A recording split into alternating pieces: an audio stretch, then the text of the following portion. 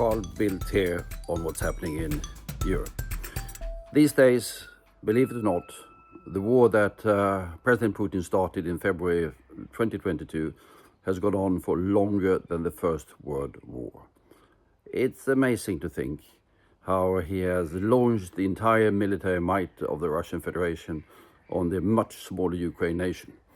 And after all these more than 4 years of fighting, he's managed to conquer less than 20% of the territory of Ukraine. It's a massive strategic failure. You can compare it also, if you want to, what happened during the World War II.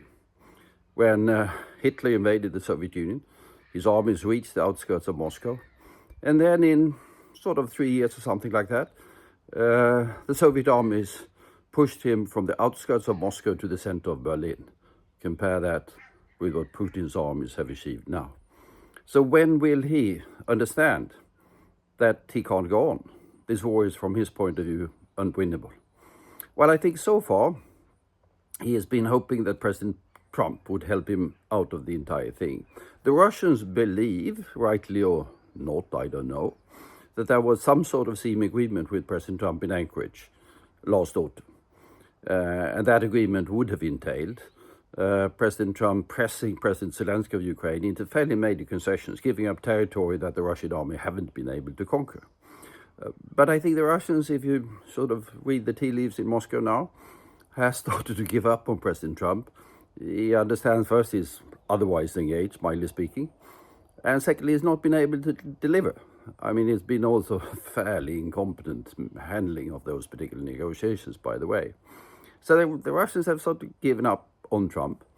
They've also been disappointed in the sense that they believe that the Europeans were going to give up and not being able to support Ukraine. They were putting great faith in Prime Minister Orban in Hungary to help with that. That has also not materialized.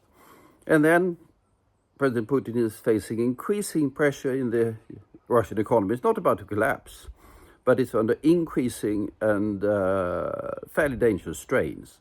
All of this adds up to something. But will it lead Putin to reconsider his position short term? I don't think so.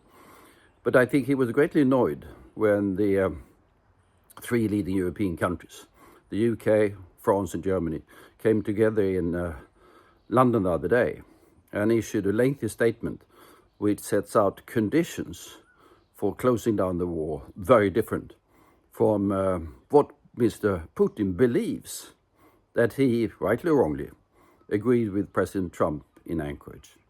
So Anchorage is dead. Trump seems to have lost interest. Putin is still hoping that he can achieve something. More and more people in Russia understand it can't be achieved. But where do we go from here?